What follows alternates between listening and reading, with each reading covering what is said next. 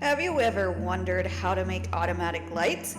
Well, never fear, today we are going to learn how to make some automatic lights in Minecraft. As you can see here, these are examples of the lights that we're going to build, and as you walk past them, they do get triggered and turn on and off as you pass them. This is what they look like from far away. Some pretty cool looking lights here. You can see again as I get close to the sensors, once again the lights will turn on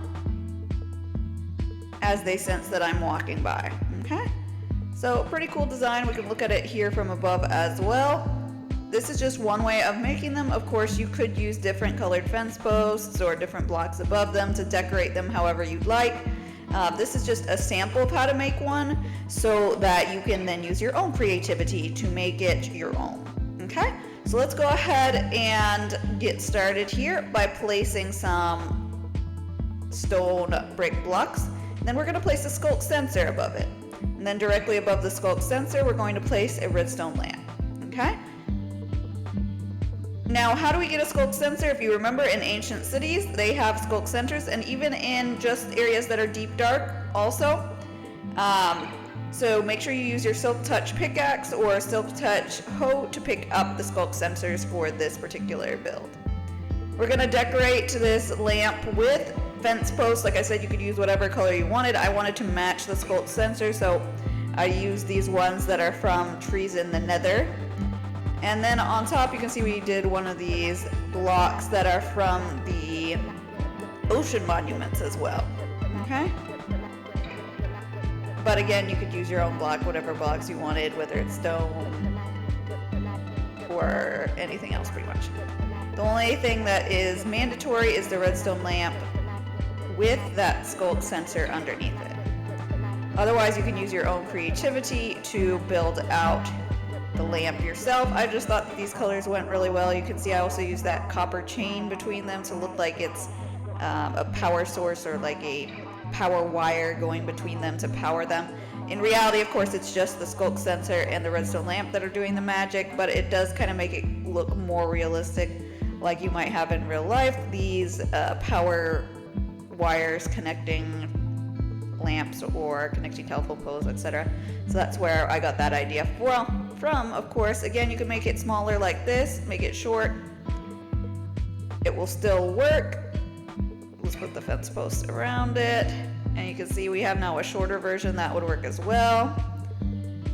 We could even, let's see here, put the Skulk sensor in the ground and have the redstone lamp directly above it as well. And that would in theory work as well if you just wanted to have redstone lamps directly on the ground that are automatically triggered by you walking by.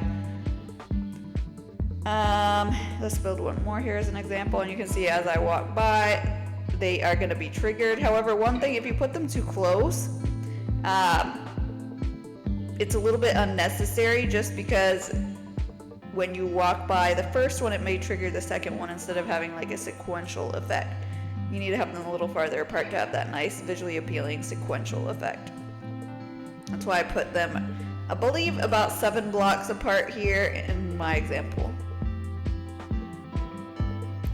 Another example that you could do here, you can see here, if I put them farther apart, now we can demonstrate how it has that more visually appealing sequential light up instead of them all lighting up at the same time. So that's one thing to be aware of. So if I'm walking past this one, now the next one, see, one at a time they are triggered. Okay, and then this one at the end. Yeah. Okay, so the farther apart you are, oh, the sheep is triggering them. So do be aware that yes, mobs will also trigger them. Anything that walks by them will trigger the lights to turn on. So there is that. But I do think it's still a cool way to have some automatic lights that are triggered by you walking by them in case you don't want to have the lights on 24/7. You could also build them on top of like a fence post if you happen to want it, or on top of a wall. There's lots of different ways you can play around with this general design to make some cool looking lamps. And like I said, you can use any type of fence post, whether it's from the trees in the nether, or an oak tree or birch tree, or whatever you might come up with your own creativity to make it look pretty. The standard part of it that must be there is the Skulk sensor and the redstone lamp itself.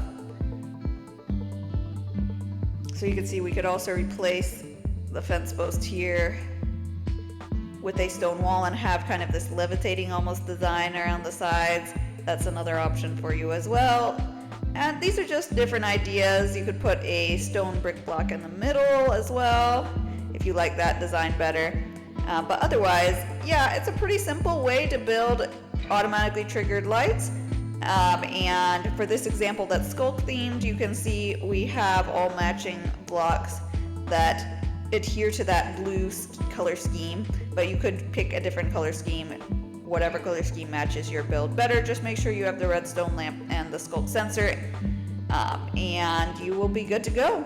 Alrighty, I hope you found this video to be interesting and helpful for you. It's again just simple Minecraft 101 to get you to the point you need as a beginner in Minecraft. As always, play some Minecraft. Bye-bye!